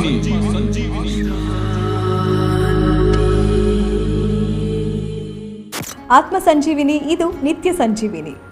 ವೀಕ್ಷಕರೇ, ನೋಡಿದ್ರಲ್ಲ, ಕೆಲವು ಸಮಸ್ಯೆಗಳೇ ಹಾಗೆ, ಎಷ್ಟೇ ವರ್ಷಗಳಾದರೂ ಅದಕ್ಕೆ ಪರಿಹಾರನೇ ಸಿಕ್ಕಿರೋದಿಲ್ಲ. ಕೆಲವರಂತೂ ಅವರ ಸಮಸ್ಯೆಗೆ ಪರಿಹಾರ ಸಿಗುತ್ತೆ ಅನ್ನೋ ಆಸೆನೇ ಬಿಟ್ಟಿರ್ತಾರೆ. ಅಂಥವ್ರಿಗಾಗೆ ಇರುವಂಥ ಒಂದು ವರದಾನ ಅಂತ ಹೇಳಿದ್ರೆ ನಮ್ಮ ಆತ್ಮಚಿಕಿತ್ಸೆ. ಡಾಕ್ಟರ್, ಈಗ ನನಗೆ ಗೊತ್ತಿರೋರೊಬ್ಬರು ಅವ್ರ ಮಗಳ ಬಗ್ಗೆ ಪ್ರಶ್ನೆನ ಕೇಳಿದ್ರು. ಸೊ ನಿಮ್ಮ ಹತ್ರ ಪ್ರೋಗ್ರಾಮಲ್ಲಿ ಕೇಳಿ ಅದಕ್ಕೆ ಸಮಸ್ಯೆಗೆ ಪರಿಹಾರ ಮಾಡ್ಕೊಳ್ಳಿ ಅಂತ ಹೇಳ್ತಾ ಇದ್ರು. ಅವ್ರ ಮಗಳಿಗೆ ಈಗ 12 ವರ್ಷ, ಬಟ್ ತುಂಬ ಚೆನ್ನಾಗಿದ್ದು ಹುಡುಗಿ ಈಗ ಒಂದು 6 ತಿಂಗಳಿಂದ ತುಂಬ ಡಲ್ಲಾಗಿ, ಅಂದರೆ ಏನೂ ತಿನ್ನೋದೇ ಇಲ್ಲ, ಅಕಸ್ಮಾತ್ ಏನಾದ್ರು ತಿಂದರೂ ಕೂಡ ವಾಂತಿ ಆಗಿಬಿಡುತ್ತೆ. ಸೊ ಈ ಥರ ಅಂದರೆ ತುಂಬ ಸುಸ್ತಾಗುತ್ತೆ, ತಿಂದೇ ಇರೋದ್ರಿಂದ ವೀಕ್ ಆಗ್ತಾ ಇದ್ದಾಳೆ. ಸೊ ಈ ಎಲ್ಲ ಸಮಸ್ಯೆ ಯಾಕೆ ಆಗ್ತಾ ಇದೆ, ಅದಕ್ಕೆ ಕಾರಣನೇ ಅವ್ರಿಗೆ ಗೊತ್ತಿಲ್ಲ. ಎಲ್ಲ ರೀತಿ ಟ್ರೀಟ್ಮೆಂಟು, ಡಾಕ್ಟ್ರ್ ಹತ್ರ ಹೋಗಿದ್ದಾರೆ, ಚೆಕಪ್ ಮಾಡಿಸಿದ್ದಾರೆ, ಎಲ್ಲ ಟ್ರೀಟ್ಮೆಂಟ್ ಕೊಡಿಸಾಗಿದೆ, ಬಟ್ ಏನೂ ಪ್ರಯೋಜನ ಆಗ್ತಾ ಇಲ್ಲ. ಸೊ ಇದಕ್ಕೆ ಕಾರಣ ಏನು ಅಂತಲೂ ಅವ್ರಿಗೆ ಗೊತ್ತಾಗ್ತಾ ಇಲ್ಲ. ಅದಕ್ಕೆ ಏನು ಮಾಡಬೇಕು ಅನ್ನೋದೇ ಅವರ ದೊಡ್ಡ ಪ್ರಶ್ನೆ ಆಗಿದೆ. ಅದೇನಾಗುತ್ತೆ ಅಂದರೆ, ಈ ಊಟ ಮಾಡಿ ಅವರಿಗೆ ಡೈಜೆಷನ್ ಆಗದೇನೆ ಅದೇನಾಗುತ್ತೆ, ಮುಂದಿನ ದಿನಗಳಲ್ಲಿ ಊಟ ಕಡಿಮೆ ಆಗ್ತಾ ಬಂದು ಕರ್ಡ್ ಶ್ರಿಂಕ್ ಆಗೋಗ್ಬಿಟ್ರದೆ. ಸೊ ಅವ್ರಿಗೆ ಒಂದು 2-3 ತುತ್ತು ಸ್ವಲ್ಪ ಒಂದು 4-5 ತುತ್ತು ತಿಂತಿದ್ದಂಗೆ ಸಾಕು ಅನ್ನಿಸ್ಬಿಡುತ್ತೆ. ಅದ್ರ ಮೇಲೆ ಇನ್ನೂ ಅಪ್ಪ ಅಮ್ಮ ಫೋರ್ಸ್ ಮಾಡ್ತಾರೆ ಅಂತ 1-2 ತುತ್ತು ಆ ಮಗು ಹೆಚ್ಚಿಗೆ ತಿಂದರೂ ಕೂಡ ವಾಂತಿ ಮಾಡ್ಕೊಳ್ಳೋದು. ಯಾಕೆ ಅಂದರೆ ಆ ಇಂಟೆಸ್ಟೈನ್ ಕಂಪ್ಲೀಟ್ ಶ್ರಿಂಕ್ ಆಗೋಗ್ಬಿಟ್ಟಿರುತ್ತೆ, ನೀವು ಅದನ್ನು ಪುಷ್ ಮಾಡೋಕ್ಕಾಗಲ್ಲ ಅದಕ್ಕೆ. ಸೊ ಹೀಗಾಗಿ ಅಂಥ ಮಕ್ಕಳುಗಳಿಗೆ ನಮ್ಮಲ್ಲಿ ಈ ಆತ್ಮಚಿಕಿತ್ಸೆಯಲ್ಲಿ ಈ ರೀತಿ ಸಮಸ್ಯೆ ಭಾಳಷ್ಟು ಬಂದಿದೆ. ನಾವು ನೋಡಿದಾಗ ಏನಾಗುತ್ತೆ, ಇದು ಹೆಚ್ಚಾಗಿ ಮದ್ದಿನ ಸಮಸ್ಯೆನೇ ಇರುತ್ತೆ. ಈ ಊಟದಲ್ಲಿ ಹೆಚ್ಚಾಗಿ ಅವ್ರಿಗೆ ಮಧ್ಯ ಏನಾದ್ರು ಹಾಕ್ಕೊಟ್ಬಿಟ್ರೆ ಮಕ್ಕಳುಗಳಿಗೆ ಊಟ ಸೇರೋದಿಲ್ಲ. ಅಯ್ಯೋ, ಹುಟ್ಟಿದ ಮಕ್ಕಳುಗಳಲ್ಲೂ ಇದು ಕಂಡು ಬಂದಿದೆ. ಏನು ಮಾಡೋಕ್ಕಾಗಲ್ಲ. ಕೆಲವೊಬ್ಬರು ಅವರಲ್ಲಿ ಪದ್ಧತಿ ಇರುತ್ತೆ ಅಂತಲೋ ಅಥವಾ ಬೇಕಂತಲೋ ಏನೋ ಗೊತ್ತಿಲ್ಲ, ಒಟ್ಟಲ್ಲಿ ಆಗ್ತವೆ, ಇದೆಲ್ಲೋ ಭಾಳಷ್ಟು ನಡೆಯುತ್ತೆ. ಯಾರಿಗೆ ಹೆಚ್ಚಾಗಿ ಊಟ ಸೇರಲ್ವೋ ಅಥವಾ ಮೆಡಿಕಲಿ ಎಲ್ಲ ರೀತಿಯ ಟ್ರೀಟ್ಮೆಂಟ್ ಕೊಟ್ಟು ಕೂಡ ಅದು ಸರಿ ಹೋಗ್ತಿಲ್ವೋ ಇಂಥ ಸಂದರ್ಭಗಳಲ್ಲಿ ಹೆಚ್ಚಾಗಿ ನಮಗೆ ಮದ್ದಿನ ಪೋಷಣೆ ಕಂಡು ಬಂದಿರೋದು. ಅದನ್ನು ನಾವು ಕ್ಲಿಯರ್ ಮಾಡಿದಾಗ ಆಗ ನಿಧಾನವಾಗಿ ತಿಂದನ್ನು ಸ್ವಲ್ಪನೇ ತಿನ್ನಲಿ, 4-5 ತುತ್ತೇ ತಿನ್ನಲಿ, ತಿಂದಿದ್ದು ದೇಹಕ್ಕೆ ಎನರ್ಜಿ ಕನ್ವರ್ಷನ್ ಶುರು ಆಗುತ್ತೆ, ಶಕ್ತಿ ಬರಲಿಕ್ಕೆ ಶುರು ಆಗುತ್ತೆ, ಸುಸ್ತು ಆಯಾಸ ಕಡಿಮೆ ಆಗ್ತಾ ಬರುತ್ತೆ. ಅಂಥ ಮಕ್ಕಳುಗಳಿಗೆ ನಮ್ಮ ಟ್ರೀಟ್ಮೆಂಟ್ ಜೊತೆಯಲ್ಲೇ ನಾವೇನು ಹೇಳ್ತೀವಿ, ಎವ್ರಿ 1 ಅವರಿಗೆ ಒಂದು ಸ್ವಲ್ಪ ತಿನ್ನಲಿ ಸಾಕು ಅಂತ. ಅಂದರೆ ಸ್ವಲ್ಪ ಕರ್ಡ್ ಓಪನ್ ಅಪ್ ಆಗಬೇಕು ಅದು. ಆಮೇಲೆ ಡೈಜೆಷನ್ ಕ್ರಿಯೆ ಸ್ಟಾರ್ಟ್ ಆಗಬೇಕು. ಆ ನೆಗೆಟಿವ್, ಆ ಪಾಯ್ಸನ್ ಹೊಟ್ಟೆ ಒಳಗಿದ್ದಾಗ ಡೈಜೆಷನ್ ವರ್ಕ್ ಆಗೋದಿಲ್ಲ. ಸೊ ನಾವು ಆ ವಿಷವನ್ನು ತೆಗಿತಾ ಏನಾಗುತ್ತೆ, ಅದು ಅರಳ್ಕೊಳ್ತಾ ಹೋಗುತ್ತೆ. ಅವ್ರಿಗೆ ತಿಂದನ್ನು ಮೈ ಹತ್ತತ್ತೆ, ಸುಸ್ತು ಆಯಾಸ ಕಡಿಮೆ ಆಗುತ್ತೆ, ನಂಬರ್ ಆಫ್ ಟೈಮ್ ವಾಮಿಟಿಂಗ್ ಏನಿರುತ್ತೆ ಅದು ಹಂತವಾಗಿ ಇಳಿತಾ ಬರುತ್ತೆ. ಸೊ ಹೀಗಾಗಿ ಈ ಮಗುಗೂ ಕೂಡ ಅದೇ ಸಮಸ್ಯೆ ಇರಬಹುದು. ಯಾವುದಕ್ಕೂ ಆ ಮಗುವನ್ನು ನಮ್ಮ ಈ ಆತ್ಮಚಿಕಿತ್ಸೆಗೆ ಒಳಪಡಿಸಿದ್ರೆ ಖಂಡಿತವಾಗೂ ಅವಳ ಮೂಲವನ್ನು ತಿಳಿದು ಸರಿಪಡಿಸ್ಕೊಡ್ಬೋದು. ಓಕೆ ಡಾಕ್ಟರ್, ಎಂದಿನಂತೆ ಪತ್ರದ ಸಮಯ. ಯಾರು ಬರೆದಿದ್ದಾರೆ, ಅವರ ಸಮಸ್ಯೆ ಏನು ಅಂತ ನೋಡೋಣ. ಪೂಜ್ಯ ಗುರುಜಿ ಅವರಿಗೆ ನಮಸ್ಕಾರಗಳು. ನನ್ನ ಹೆಸರು ಗಾಯತ್ರಿ. ತುಂಬ ದಿನಗಳಿಂದ ನಿಮ್ಮ ಕಾರ್ಯಕ್ರಮ ಟಿವಿಯಲ್ಲಿ ನೋಡುತ್ತಿದ್ದೇನೆ. ನೀವು ಕಷ್ಟದಲ್ಲಿರುವವರಿಗೆ ಪರಿಹಾರ ನೀಡುತ್ತೀರಿ. ನಮ್ಮ ಮನೆಯಲ್ಲೂ ತುಂಬ ತೊಂದರೆ ಇದೆ, ಯಾರಿಗೂ ನೆಮ್ಮದಿ ಇಲ್ಲ, ಯಾರೋ ನಮಗೆ ಮಾಟ ಮಾಡಿರುವ ಅನುಮಾನ ಇದೆ. ನಾನು ಮುಂದೆ ಏನು ಮಾಡಬೇಕು, ಹೇಗಾದರೂ ಮಾಡಿ ನಮಗೆ ಮತ್ತೆ ನೆಮ್ಮದಿ ಸಿಗುವಂತೆ ಮಾಡಿ. ನಿಮ್ಮನ್ನೇ ನಂಬಿದ್ದೇನೆ. ಇಂತಿ ವಿಶ್ವಾಸದೊಂದಿಗೆ ಗಾಯತ್ರಿ. ಅಂದರೆ ಅವರಿಗೆ ಮನೆಯಲ್ಲೇ ಸಮಸ್ಯೆ ಇದೆ ಅಂತ ಅವ್ರು ಅಂದ್ಕೊಂಡಿದ್ದಾರೆ. ಆ್ಯಂಡ್ ಮೋರ್ ಯಾರೋ ಎಲ್ಲೋ ಹೋಗಿ ಕೇಳಿರಬೇಕು ಅವ್ರ ಸಮಸ್ಯೆ ಹೀಗಿದೆ ಅಂತ. ಅದಕ್ಕೆ ಅವ್ರು ಯಾರೋ ಹೇಳಿರ್ತಾರೆ, ಏನೋ ಮಾಟ ಆಗಿದೆ ಅಂತ ಏನೋ ಹೇಳಿರ್ತಾರೆ. ಸೊ ಇದರಲ್ಲಿ ಜನಗಳಲ್ಲಿ ಭಾಳಷ್ಟು ದ್ವಂದ್ವ ಇದೆ. ನನ್ನಲ್ಲೂ ಬಂದವ್ರು ಹೇಳ್ತಾರೆ, ನಮಗಿದು ಮಾಟ ಆಗಿದೆ ಅನ್ನೋ ವಿಚಾರ ಮೊದಲಿಂದನೇ ಗೊತ್ತಿತ್ತು. ನಾವು ಬಹಳಷ್ಟು ಜನಗಳ ಹತ್ರ ಅದನ್ನೆಲ್ಲ ಕೇಳಿಸಿದ್ದೀವಿ ಅಂತ ಹೇಳ್ತಾರೆ. ಕೀಳಿಸಿದ್ದೀವಿ ಅರ್ಥ ಅಂದರೆ ಏನು ಅಂದರೆ, ಅವ್ರನ್ನ ಕರ್ಕೊಂಡು ಬಂದು ಅವ್ರು ಎಲ್ಲೋ ಹೂತು ಹಾಕಿರ್ತಾರೆ ಮನೆ ಹತ್ರ ಸುತ್ತಮುತ್ತನೋ ಅಥವಾ ಮನೆ ಕಾಂಪೌಂಡ್ ಒಳಗೋ ಮನೆ ಒಳಗೇನೋ ಇಟ್ಟಿರೋದು ಮಾಡಿರ್ತಾರೆ. ಅದನ್ನೆಲ್ಲ ತೆಗೆಸಿದ್ರು ನಮಗೆ ಒಂದೆರಡು ತೆಗೆಸಿದಾಗ ಒಂದೆರಡು ದಿವಸ ಓಕೆ ಅನ್ನಿಸ್ತು. ಅದಾದಮೇಲೆ ಮತ್ತೆ ಯಥಾ ಪ್ರಕಾರ ಸೇಮ್ ಪ್ರಾಬ್ಲಮ್ ಬರ್ತಿದೆ. ಎಷ್ಟೋ ಸಮಯದಲ್ಲಿ ಅದಕ್ಕೆ ರಿಸಲ್ಟೇ ಬಂದಿರೋದಿಲ್ಲ. ಸೊ ನಮ್ಮ ಹತ್ರ ಬಂದವಾಗ ಈಗ ನೀವು ಇಲ್ಲಿ ಮಾಟ ಅಂತ ಹೇಳ್ತಿದ್ದೀರ, ಬಟ್ ನಾವೆಲ್ಲ ತೆಗೆಸಿದ್ರು ಹೀಗೆ ಆಗ್ತಿದೆಯಲ್ಲ ಅಂತಾರೆ. ಎಷ್ಟೋ ಈ ಮಾಟ ತೆಗಿತೀವಿ ಅಂತ ಬಂದವರು ಏನು ಮಾಡ್ತಾರೆ ಅಂದರೆ, ಅದನ್ನು ಎಲ್ಲಿ ಹೂತಿದ್ದಾರೆ, ಏನು ಹಾಕಿದ್ದಾರೆ ಅನ್ನೋದನ್ನು ಹುಡುಕಿ ಅದರಲ್ಲಿ ತೆಗೆಯೋದನ್ನು ಮಾಡ್ತಾರೆ ಹೊರತು ಅದರ ಮೂಲ ಎಲ್ಲಿದೆ, ಆಮೇಲೆ ಆ ಆತ್ಮದಿಂದ ಕೆಲವೊಂದು ಯಾರ ಹೆಸರಿಗೆ ಮಾಡಿರ್ತಾರೆ ಅವ್ರ ದೇಹದಲ್ಲಿ ಆತ್ಮಗಳನ್ನು ಸೇರಿಸಿರ್ತಾರೆ ಅವರುಗಳು. ಅದನ್ನು ಯಾರೂ ತೆಗಿಯೋದೇ ಇಲ್ಲ. ಎಲ್ಲಿ ಹೂತು ಹಾಕಿರ್ತಾರೆ ಅದನ್ನು ಮಾತ್ರ ತೆಗೆದು ಸರಿ ಹೋಯಿತು ಅಂತ ತೋರಿಸ್ಬಿಟ್ಟು ಅದನ್ನು ಸುಟ್ಟು ಹಾಕಿ ಅಂತ ಹೇಳಿ ಹೊರಟೋಗ್ಬಿಡ್ತಾರೆ, ದುಡ್ಡು ತೊಗೊಂಡು ಹೊರಟೋಗ್ತಾರೆ. ಇಲ್ಲಿ ನೋಡಿದ್ರೆ ಸಮಸ್ಯೆ ಆ್ಯಸ್ ಇಟ್ ಈಸ್ ಇರುತ್ತೆ. ಸೊ ಹಾಗೆಯೇ ಯಾರೇ ಒಬ್ಬ ಮಾಟ ಅಂತ ಒಬ್ಬ ವ್ಯಕ್ತಿಗೆ ಆಗಿದೆ ಅಂತ ಕಂಡು ಬಂದರೆ ಅದು ಆಗಿದೆ ಇಲ್ಲ ಅಂತ ನಾವಿಲ್ಲಿ ಕರಾರುವಕ್ಕಾಗಿ ನಾವು ಹೇಳ್ತೀವಿ. ಎಷ್ಟೋ ಜನ ಅಂದ್ಕೊಂಡಿರ್ತಾರೆ, ಬಟ್ ನಮ್ಮಲ್ಲಿ ನಾವು ನೋಡಿದಾಗಲ್ಲಿ ಮಾಟ ಆಗೇ ಇರೋದಿಲ್ಲ. ಯಾವುದೋ ಒಂದು ಫಾಲ್ತು ಆತ್ಮ ಸುಮ್ಮನೆ ಗಾಳಿಲಿರೋದು ಸೇರಿರುತ್ತೆ, ಅವ್ರಿಗೆ ಸಮಸ್ಯೆ ಆಗ್ತಿರುತ್ತೆ. ಅವ್ರೇನು ಅಂದ್ಕೊಂಡಿರ್ತಾರೆ, ಯಾರೋ ಅದನ್ನು ಹೇಳ್ಬಿಟ್ಟಿರ್ತಾರೆ ಅವ್ರಿಗೆ ಮಾಟ ಆಗಿದೆ ಅಂತ. ಪಾಪ ಅವರು ಅದನ್ನೇ ತಲೆಯಲ್ಲಿ ಇಟ್ಕೊಂಡು ಅದೇ ಗುಂಗಲ್ಲಿ ಹೋಗ್ತಾ ಇರ್ತಾರೆ. ಸೊ ನಮ್ಮಲ್ಲಿ ಆತ್ಮಚಿಕಿತ್ಸೆಯಲ್ಲಿ ಅದು ಪರ್ಫೆಕ್ಟಾಗಿ ಗೊತ್ತಾಗುತ್ತೆ, ಅದು ನಿಜವಾಗ್ಲೂ ಮಾಟ ಆಗಿದೆಯೋ ಇಲ್ವೋ ಅಥವಾ ಯಾವುದರಿಂದ ಬಂದಿದೆ ಅನ್ನೋದು ಗೊತ್ತಾಗುತ್ತೆ. ಅದನ್ನು ಸರಳವಾಗಿ ಸರಿಪಡಿಸ್ಬೋದು. ನಾವು ಕೂತಲ್ಲೇ ನಾವೇನು ಮಾಡ್ತೀವಿ ಅಂದರೆ, ಈ ಆತ್ಮಚಿಕಿತ್ಸೆಯಲ್ಲಿ ಒಂದು ವಿಶೇಷತೆ ಏನು ಅಂದರೆ, ಆ ಮಾಟ ಎಲ್ಲಿಂದ ಮಾಡಿದ್ದಾರೆ, ಹೇಗೆ ಮಾಡಿದ್ದಾರೆ, ಆಮೇಲೆ ಅದು ಎಲ್ಲಿಂದ ಎಲ್ಲಿ ಕನೆಕ್ಷನ್ ಇದೆ, ಎಲ್ಲಿ ಹೂತು ಹಾಕಿರ್ತಾರೆ, ಆ ಎಲ್ಲ ಲಿಂಕ್ಗಳನ್ನು ನಾವು ಡಿಸ್ಕನೆಕ್ಟ್ ಮಾಡಿಕೊಂಡು ದೇಹದಲ್ಲಿರ್ತಕ್ಕಂಥ ಆತ್ಮವನ್ನು ಕೂಡ ತೆಗೆಯೋದ್ರಿಂದ ಅವರಿಗೆ ಅಷ್ಟು ಫಾಸ್ಟಾಗಿ ರಿಸಲ್ಟ್ ಬರುತ್ತೆ. ಅಲ್ಲಿ ಹೋಗಿ ಅದನ್ನ ಮಾಡೋ ಅವಶ್ಯಕತೆ ಬರೋದಿಲ್ಲ. ಇಲ್ಲ, ಅದು ಒಮ್ಮೆ ಅದರ ಪವರನ್ನು ನಾವು ತೆಗೆದ ಮೇಲೆ ಅದು ಮಣ್ಣಾಗಿ ಹೋಗುತ್ತೆ, ಅದು ಮಣ್ಣಲ್ಲೇ ಲೀನವಾಗಿ ಹೋಗುತ್ತೆ ಹೊರತು ಅದರ ಪವರ್ ಮತ್ತೆ ಉಳ್ಕೊಳ್ಳೋದಿಲ್ಲ ಅದು. ಸೊ ಹಾಗಾಗಿ ನಾವು ನಮ್ಮ ಹತ್ರ ಬರ್ತಕ್ಕಂಥ ಪ್ರತಿಯೊಬ್ಬ ವ್ಯಕ್ತಿಗೂ ಹೆಚ್ಚಾಗಿ ರಿಸಲ್ಟ್ ಸಿಗೋದು ಅದೇ ಒಂದು ಕಾರಣಕ್ಕೆ. ಅವ್ರೇನು ಮಾಡ್ತಾರೆ, ಅಲ್ಲಿ ಇರೋದನ್ನು ಒಂದು ತೆಗಿತಾರೆ, ಬಟ್ ಅದ್ರ ಮೂಲ ಎಲ್ಲಿದೆ, ಅದು ಇವ್ರಿಗೆ ಹೆಂಗೆ ಕನೆಕ್ಟ್ ಆಗಿದೆ ಅದು ಯಾವುದೋ ಅವ್ರಿಗೆ ಗೊತ್ತಾಗೋದಿಲ್ಲ. ದೇಹದಲ್ಲಿರ್ತಕ್ಕಂಥ ಆತ್ಮ ಅದನ್ನು ಹೆಂಗೆ ಕನೆಕ್ಟ್ ಮಾಡ್ಕೊಳ್ಳುತ್ತೆ, ಹೇಗೆ ಸಮಸ್ಯೆಯನ್ನು ರಿಸೀವ್ ಮಾಡ್ಕೊಂಡು ಇವ್ರಿಗೆ ಹೆಂಗೆ ಡೆವಲಪ್ ಮಾಡುತ್ತೆ ಅನ್ನೋದ್ರ ಬಗ್ಗೆ ಅರಿವಿರಲ್ಲ. ಅದನ್ನು ತೆಗೆದಿದ್ದೀನಿ ಆಯಿತು ಬಿಡಿ ಅಂತ ಹೊರಟು ಹೋಗ್ಬಿಡ್ತಾರೆ. ಸೊ ಹೀಗಾಗಿ ಇವರು ಗಾಯತ್ರಿ ಅವರು ಕೂಡ ಗಾಬರಿ ಬಿಡೋದೇನು ಬೇಡ. ಅವರು ಯಾರ್ದಾರು ಒಬ್ಬರು ಫೋಟೋನ ತಂದು ಮನೇಲಿ ಹಿರಿಯರ್ದು ಅವ್ರ ಸಮಸ್ಯೆ ಏನು ಅನ್ನೋದನ್ನು ಮೊದಲು ನೋಡಿ, ಆ ಮಾಟ ಎಲ್ರಿಗೂ ಆಗಿದೆಯೋ ಇಲ್ಲೋ ಅನ್ನೋದನ್ನು ಪತ್ತೆ ಹಚ್ಕೊಂಡು ಸರಿಪಡಿಸ್ಬೋದು. ಡಾಕ್ಟರ್, ಇವತ್ತಿನ ನಮ್ಮ ಸಂಚಿಕೆಯಲ್ಲಿ ನಮ್ಮ ವೀಕ್ಷಕರು ಕೇಳಿದಂಥ ಪ್ರಶ್ನೆಗೆ ಹಾಗೆ ಪತ್ರದ ಪ್ರಶ್ನೆಗೆ ನನ್ನ ಪ್ರಶ್ನೆಗೆ ಸಾಕಷ್ಟು ಮಾಹಿತಿಯನ್ನು ನೀಡಿದ್ರಿ. ಧನ್ಯವಾದಗಳು. ನಮಸ್ಕಾರ. ವೀಕ್ಷಕರೇ, ಇಲ್ಲಿ ಚಿಕಿತ್ಸೆ ಸರಳವಾಗಿ ಕಾಣುತ್ತೆ, ನೋಡೋದಕ್ಕೆ ಸರಳವಾಗಿ ಕಂಡ್ರೂ ಪರಿಹಾರ ಮಾತ್ರ ಪರಿಣಾಮಕಾರಿಯಾಗಿರುತ್ತೆ. ಇದಕ್ಕೆ ಆತ್ಮಚಿಕಿತ್ಸೆ ಪಡ್ಕೊಂಡವರೇ ಸಾಕ್ಷಿ. ಇವತ್ತಿನ ನಮ್ಮ ಸಂಚಿಕೆ ಮುಗಿಸೋದಕ್ಕಿಂತ ಮುಂಚೆ ಡಾಕ್ಟರ್ ಮಂಜುನಾಥ್ ಶಾಸ್ತ್ರಿಯವ್ರನ್ನ ನೇರವಾಗಿ ಭೇಟಿಯಾಗಬೇಕಾದ್ರೆ ಮುಂಚೆನೇ ಫೋನ್ ಮಾಡಿ ಅಪಾಯಿಂಟ್ಮೆಂಟ್ ತೊಗೊಂಡು ನಂತರ ಹೋಗಿ ಭೇಟಿಯಾಗಿ. ಹಾಗೆ ನೇರವಾಗಿ ಹೋಗಿ ಯಾರಿಗೆ ಭೇಟಿಯಾಗೋದಕ್ಕೆ ಸಾಧ್ಯ ಇಲ್ವೋ ಅಂಥವ್ರಿಗೆ ಫೋನ್ ಸೆಷನ್ ಇದೆ. ಫೋನ್ ಮೂಲಕ ಕೂಡ ನಿಮ್ಮ ಸಮಸ್ಯೆಗಳಿಗೆ ಪರಿಹಾರ ಸಿಗುತ್ತೆ. ಡಾಕ್ಟರ್ ಮಂಜುನಾಥ್ ಶಾಸ್ತ್ರಿ ಅವರು ಈ ಅನುಕೂಲ ನಿಮಗೋಸ್ಕರ ಮಾಡಿಕೊಟ್ಟಿದ್ದಾರೆ. ಸೊ ಯಾರಿಗೆ ನೇರವಾಗಿ ಅಷ್ಟು ದೂರ ಹೋಗೋದಕ್ಕಾಗೋದಿಲ್ವೋ, ಸಮಯ ಇರೋದಿಲ್ವೋ, ಬೇರೆ ಊರಿನಲ್ಲಿರ್ತಾರೋ ಅಂಥವ್ರಿಗೋಸ್ಕರ ಫೋನ್ ಸೆಷನ್ ಇದೆ. ಯಾರಿಗೆ ಸಮಸ್ಯೆ ಇದೆಯೋ ಅಂಥವರ ಭಾವಚಿತ್ರ ಮೇಲ್ ಮಾಡಿದ್ರೆ ಅಥವಾ ಸ್ಕ್ಯಾನ್ ಮಾಡಿ ಅಥವಾ ಪೋಸ್ಟ್ ಮಾಡಿದ್ರೆ ಸಾಕು. ಭಾವಚಿತ್ರದ ಮೂಲಕ ಅವರ ಆತ್ಮವನ್ನು ಬೇರೆಯವ್ರಿಗೆ ವರ್ಗಾವಣೆ ಮಾಡಿ ಸಮಸ್ಯೆ ಮೂಲ ಏನು ಅಂತ ಕಂಡು ಹಿಡಿದು ಸಮಸ್ಯೆಗೆ ಪರಿಹಾರವನ್ನು ಅಂದರೆ ಸೂಕ್ತವಾದಂತಹ ಪರಿಹಾರವನ್ನು ನೀಡ್ತಾರೆ ಡಾಕ್ಟರ್ ಮಂಜುನಾಥ್ ಶಾಸ್ತ್ರಿ ಅವರು. ಹಾಗಾದರೆ ಮುಂದಿನ ಸಂಚಿಕೆಯಲ್ಲಿ ನಿಮ್ಮ ಭೇಟಿ. ಅಲ್ಲಿವರೆಗೂ ನಮಸ್ಕಾರ. ಈ ಕಾರ್ಯಕ್ರಮದಲ್ಲಿ ಭಾಗವಹಿಸಲು ಸಂಪರ್ಕಿಸಿ. ನಂಬರ್ 470, 13ನೇ ಎ ಕ್ರಾಸ್, 8ನೇ ಮುಖ್ಯ ರಸ್ತೆ, Vyalikaval, Malleshwaram, Bengaluru 560003. Email mshastri123@gmail.com. Website www.mshastri.in. ದೂರವಾಣಿ ಸಂಖ್ಯೆ 8861999992 8861999993. ಆತ್ಮ ಸಂಜೀವಿನಿ.